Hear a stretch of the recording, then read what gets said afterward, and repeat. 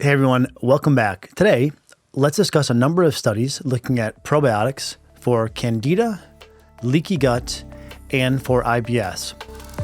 Welcome to Dr. Ruscio Radio, providing practical, science-based insights into health. We break through the bias and the noise to bring you simple, trustworthy information that matters.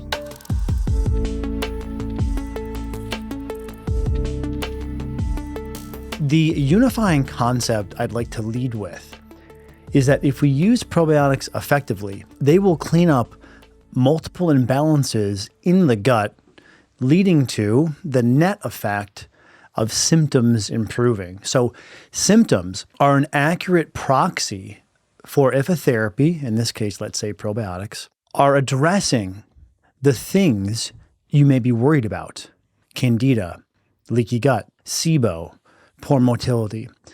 So bear that in mind as we go through a number of studies, give you some guidelines for how to use probiotics. That probably the most important thing you can do is take stock of your symptoms. And why this is so important is because you could easily spend thousands of dollars on new age functional medicine, stool testing, or what have you, to no avail. And without going too far afield onto that topic, it is a serious issue where people will spend $2,000, $3,000, $4,000, $5,000 on tests they don't need.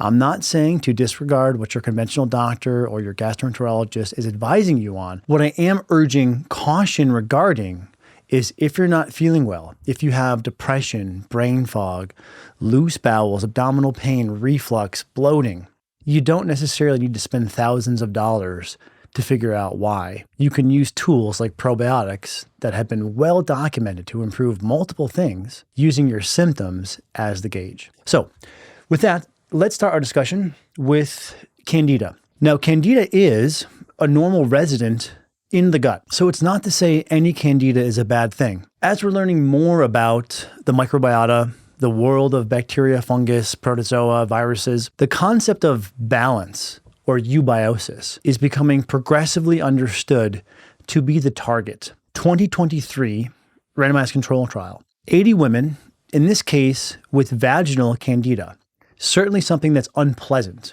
odor, discharge, discomfort. They were given either fluconazole, which is a antifungal medication, or a probiotic. And in this case, the probiotic was a capsule, Lactobacillus acidophilus at 1 billion CFU per day. So standard probiotic, standard dose. Comparatively, they found that the probiotic was as effective as the antifungal medication fluconazole for resolving vaginal Candida. The fact that one of the mechanisms through which probiotics fight Candida is, said simply, they will poke holes in the membrane of Candida, and therefore the things that Candida needs to undergo cellular metabolism can leak out, and other things that your immune system might be using to kill the Candida, like inflammatory cytokines, can permeate in. And for those of you watching this, that is what you're seeing in this schematic from a journal paper, just to try to give you one more reminder that probiotics are actually quite effective antimicrobials, whether the microbe be Candida, bacteria, fungus. And we'll cover a study in a moment that hits this concept, which is really important. They're not indiscriminate, meaning if you took a dose that maybe was higher than you thought it should be, you don't run the risk of missing the sweet spot and wiping out all of the Candida from your gut, because we're using these live organisms that confer health benefit to the host. What we don't see is something like you might see with fluconazole, which is some sort of rebound overgrowth or imbalance because the fluconazole is much more foreign, and a probiotic, given that we are replicating exposure to environmental bacteria, which we have quantified from a very early time point in life, was an important part of our evolution, just like pressure is to bone and resistance is to muscle. So therefore, it's much more difficult, I suppose you would say, to use probiotics incorrectly. As it pertains to gastrointestinal Candida, there's a pretty impressive body of data looking at kids or neonates who have Candida or for whom Candida is trying to be prevented. And I'll just share with you a meta-analysis finding probiotics are effective in neonates for either, again, preventing or treating Candida, and also in adults and children for what's known as oral candidiasis. This is where you might have a white tongue, bad breath. Another systematic review, again, these studies are going to be summarizing multiple clinical trials, all demonstrating efficacy with probiotics for Candida. So just a simple therapeutic probiotics that can be effective to help get Candida to the appropriate level of balance. Because remember, it's not this goal of strict eradication, but rather trying to get back to what's known as eubiosis, or a balance in the colony. By the way, if this has been helpful, please comment and subscribe. Okay, so what about leaky gut?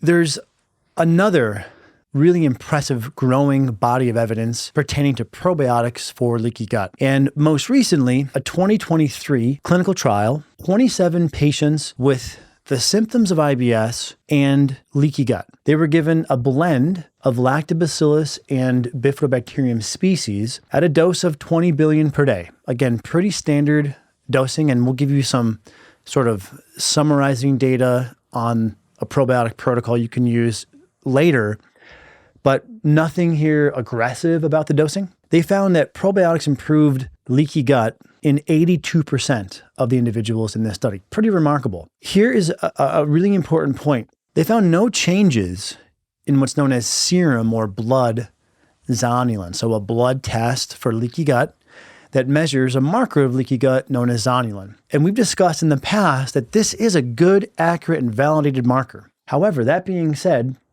you're not always going to see a given lab marker track with symptomatic improvements. Here's the twist in this study. They found improvements in IBS symptoms of abdominal pain and diarrhea. They found improvements in leaky gut in 82%, like I just said. But wait a minute, they didn't see an improvement in the blood marker of leaky gut. So what gives? Well, they tested leaky gut via two measures. One was a serum zonulin. That blood test didn't change, even though people had improved symptoms. They ran another test, one that's a little bit more, if you will, exotic, radionucleotide tracers. So now they can actually watch as someone eats these tracers or food that's laced with tracers, and watch it make its way through the gut and see, does it go leak through inappropriately, or does it kind of pass through the feces? And this is where they documented the 82% improvement in leaky gut. So to sort of summarize this, people saw improvements in their symptoms, the abdominal pain and the diarrhea. Most important, they saw improvements in the radionucleotide tracers in 82%. But the serum, the blood test zonulin, didn't improve. So why this matters, if you're using the testing to tell you if you've done the right thing and maybe ignoring your symptoms, that can really shortchange you. So again, I think the evidence supports in this realm of functional GI care, using your symptoms as the most accurate barometer to know if a therapy, given in this case probiotics, is improving your health, improving your gut. Now, coming back to what I mentioned a moment ago regarding multiple ways in which probiotics can move us to this eubiosis and therefore help reduce leaky gut. This is a diagram we adapted from the journal Frontiers in Immunology. This was the really exciting paper from 2023 that found probiotics can effectively fix leaky gut. And what they're showing you here is that probiotics will restore this microbial homeostasis, or balance in the bacteria, in the fungus. And as a byproduct of that, will reduce inflammation and simultaneously will reduce, in this case, serum zonulin. And I just wanted to share that to help make the point of all the benefits exerted by probiotics.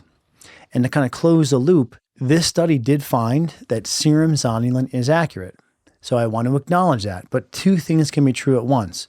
Serum zonulin can be an accurate marker, one, And two, some people will see improvements in their symptoms and may not see improvements in serum zonulin, which is, again, why I think it's most important for us to use symptoms as the gauge telling us if we're doing the right thing or not. Coming back to the symptoms of IBS, again, I want to acknowledge that sometimes you may go to a general practitioner, to a gastroenterologist, and they give you it's IBS, without feeling like they're digging and they're trying to give you therapeutics that can help improve the IBS. The unfortunate thing about that scenario is it ignores all this data we have on probiotics and their ability to improve IBS. And why that matters is the IBS symptoms are unpleasant. People don't want to have bloating, pain, discomfort, constipation, diarrhea. If we can reduce the symptoms, we can alleviate a lot of suffering. And oh, by the way, at the same time, that symptomatic reduction seems to correlate with improvements in things like Candida and leaky gut, at least for the most part. So the study here is a 2023 observational study looking at 37 patients with IBS. They were given Bifidobacterium longum at a dose of 1 billion per day. Again, pretty standard stuff regarding dosages. They found that probiotics improved the IBS symptoms in 60% of individuals, including gas and bloating and abdominal pain. And to quote, "We conclude that an 8-week course of probiotics was associated with significant, clinically meaningful symptomatic relief." So this is great news, and I just wanted to share this study as a growing number of studies showing that probiotics can improve symptoms. There was another trial in a similar vein, randomized control trial, 307 IBS patients given placebo or probiotic. In this case, there's an interesting twist. Now, they used Lactobacillus plantarum, nothing special, nothing new, nothing proprietary about this. Here's the twist. At a dose of either 1 billion per day or a dose of 10 billion per day, they found that the 10 billion per day, the higher dose, was actually better at improving the symptoms, leading the researchers to quote, "Probiotics reduced IBS symptoms by more than doubled compared to placebo. Also, the higher dose probiotic group demonstrated a greater benefit compared to the lower dose group." We'll come to the dosing guidelines in a moment, but one of the things that we've been really attempting to summarize, especially last year and this year, 2023, 2024, is what is the optimal dose? And we've been saying somewhere between 1 and 50 billion seems to be the best. More doesn't always seem to be better. In fact, I think shooting for the minimal effective dose is probably the best strategy. This study would suggest that while yes, aiming for the minimal effective dose is good, there's also, the need to echo minimal effective dose. Meaning, let's say you started at 1 billion per day. Give that a few weeks, assess, and then if you wanted to increase your dose to see if a higher dose was more beneficial, you could do so, continuing at whatever dose, whatever the lowest dose is that leads to the best improvement in your symptoms. Another study here I found interesting as it pertains to constipation. You hear a lot about constipation, about motility. The motility apparatus is essentially this neuromuscular lining of your GI tract that helps propel stool through and out the other side. And you'll hear things about you need prokinetics and certain drugs or natural agents that are targeted at the motility, which is all fine and good. But look at this meta-analysis summarizing 13 studies. They were comparing those prokinetics used alone versus the prokinetics plus a probiotic. Now, the probiotic they used was a blend of Lactobacillus species, Bifidobacterium species, and also soil-based or bacillus species. So it's a nice blend of different types of probiotics. Looking at a dose of 1 billion CFU per day, they found that probiotics, when added to prokinetics, led to a 4 times greater improvement in motility than just using a prokinetic alone. And this brings in a point I've made on the podcast many times in the past, which is when you have dysbiosis, when you have these imbalances in the flora, whether it's an overgrowth of Candida, whether it's a skewing of the ratios of certain bacteria from healthy to unhealthy, whether it's small intestinal bacterial overgrowth, any of these imbalances will lead to inflammation. And together, this sort of leads to a confluencing or a self-perpetuating cycle in which the imbalances fuel inflammation, those make each other and also leaky gut worse. And in this scenario, especially the inflammation leads to an inability of that motility apparatus to heal, to repair, and to regenerate. In fact, we know that neuromuscular lining of the gut that regulates motility can repair itself quite robustly. But two things can hold back that repair. One is dysbiosis or imbalances in the flora, and the other is inflammation. And they're kind of, to some extent, speaking loosely, different sides of the same coin. This diagram from Frontiers in Nutrition, I think is important to cue in on this one aspect in particular. It's looking at probiotic therapy, and this paper actually documented multiple mechanisms through which probiotics can improve constipation. I want to zoom in on the one, which is increasing propulsive motility, meaning that ability to propel stool or move food stuff through the GI tract, eventually becomes stool and gets moved out. And the other thing here, you see this little note, 5-HT, 5-hydroxytryptamine, aka serotonin.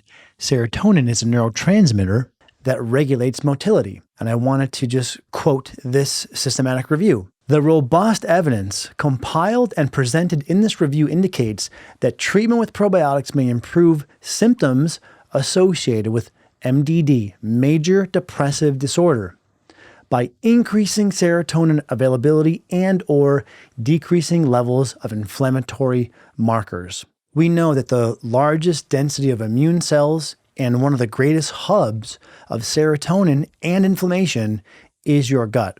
We've also discussed meta-analyses that have found, like this paper is hinting at, that probiotics can improve depression. One of the mechanisms may be through improving serotonin, and certainly it makes sense by reducing inflammation. Both of these mechanisms could improve mood, but it's also one of the reasons why we see improvements in motility. So I wanted to make that connection because depending on what you read or who you listen to, you may hear prokinetics for motility, again, which I have no issue with, but don't forget the importance of probiotics for motility. Okay, so coming over to one study that did not find any benefit from probiotics.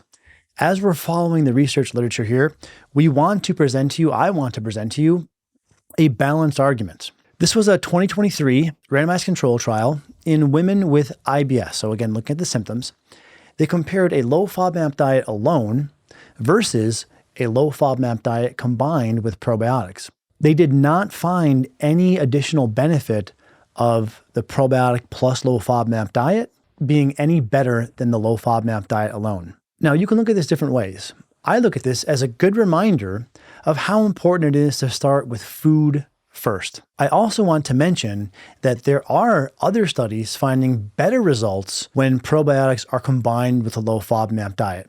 But as in any body of data, you're going to see differences in the finding of a therapeutic. So sometimes the combo of low FODMAP diet with probiotics is beneficial.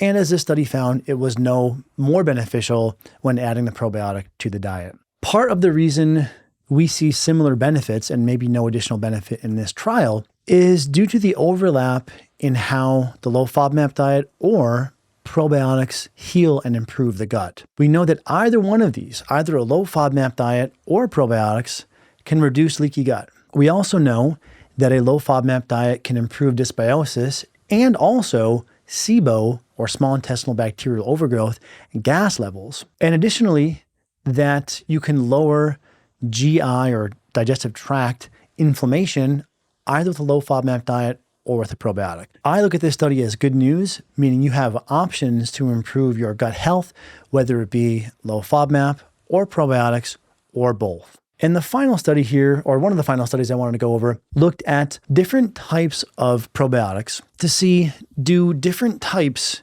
have different benefits they can offer the person supplementing. It looked at 123 patients with IBS, and they compared Bifidobacterium lactis at a dose of 5 billion per day versus Bacillus coagulans at a dose of 2 billion per day. So the Bifidobacterium is one type of probiotic and the Bacillus is a different type. They found that the Bifidobacterium improved frequency and the intensity of abdominal pain, whereas the Bacillus led to more improvements in bowel satisfaction.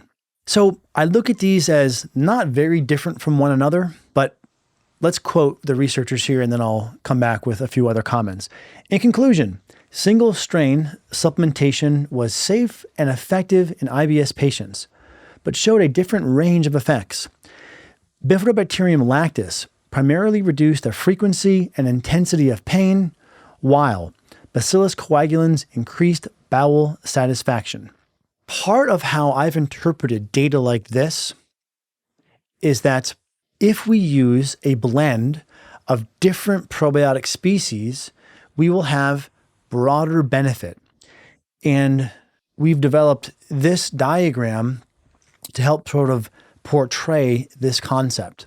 The way I look at this is you can organize probiotics into 3 general types as a heuristic that makes simple the very confusing landscape of probiotics. Blends of Lactobacillus species and Bifidobacterium species as one type. Saccharomyces boulardii or perhaps Saccharomyces cerevisiae fungus as the second type. And then the third type, soil-based probiotics, which usually contain some type of Bacillus species as this study looked at. And together, you'll have a broader benefit and it will be more conducive to balancing the microbiota and healing imbalances. This hasn't been officially published yet, but it's a trend you're seeing. If you study the various research papers carefully, this trend seems to be emerging. I can't say there's conclusive proof, and we are hoping to, at some point, publish a comparative trial looking at one formula as compared to 3 formulas together. But this is more so a clinical observation combined with, again, the trend that if you look closely, you're seeing being published in the research. Okay, the final study that I think nicely supports this concept. This was a large network meta-analysis summarizing 81 randomized control trials in over 9,000 patients. So when people tell you there's not good research on probiotics, that is a clear admonition of them not following what's being published. When we have a meta-analysis, a network meta-analysis of 81 randomized controlled trials, that's huge. And they wanted to examine what were the most effective probiotics for IBS. They found that Lactobacillus species were one of the most effective. Bifidobacterium species were another one of the most effective. Soil-based or Bacillus was another one of the most effective, and Saccharomyces, specifically in this case, cerevisiae, was another one of the most effective. And this is nice support for this meta protocol we've been developing over the past few years that summarizes all this research down into a simple, all-purpose probiotic protocol. And what you see here is very familiar from what this study found. A blend of Lactobacillus and Bifidobacterium as one type of probiotic to be used at a dose of anywhere from 1 to 50 billion per day. Secondly, Saccharomyces boulardii. We've recommended Saccharomyces boulardii. This paper found benefit for Saccharomyces cerevisiae. I think it's still contestable in terms of one, the other, or both, but nevertheless, you're getting the type of probiotic, Saccharomyces, which is a healthy fungus. And that's at a dose of 10 to 15 billion per day. And then finally, the Bacillus, or the soil base, also as this paper concluded, one of the most effective, at a dose between 2 and 6 billion per day. So in the studies that we've discussed today, across all the studies, you see a dose range between 1 and 20 billion per day. Our upper limit is a little bit higher for the Lactobacillus and Bifidobacterium. Namely, this comes from the fact that in certain immune and neurological conditions, like depression as one example, or SIBO as another, you're sometimes seeing doses of 50 billion, 100 billion, even 200 billion of the blends of Lactobacillus and Bifidobacterium. Remember, this paper was looking strictly at IBS. Our meta protocol looks at IBS, IBD, SIBO, Candida, depression, atopic immune conditions, and attempts to distill that down to an all-purpose protocol. So in summary, probiotics have more research being published, as we outlined today, benefiting Candida, benefiting leaky gut, benefiting the symptoms of IBS, which, remember, in my opinion, are a very effective proxy for if you're recovering from whatever the imbalance that might be present in the gut is. Leaky gut, Candida, inflammation, etc. And that there's different types of probiotics you can consider, which we've distilled down into this all-purpose meta protocol. Okay, well, I hope this helps. And I also hope you will subscribe and comment, because I would be curious to hear what you think. All right, guys, this is Dr. Ruscio. Talk to you next time.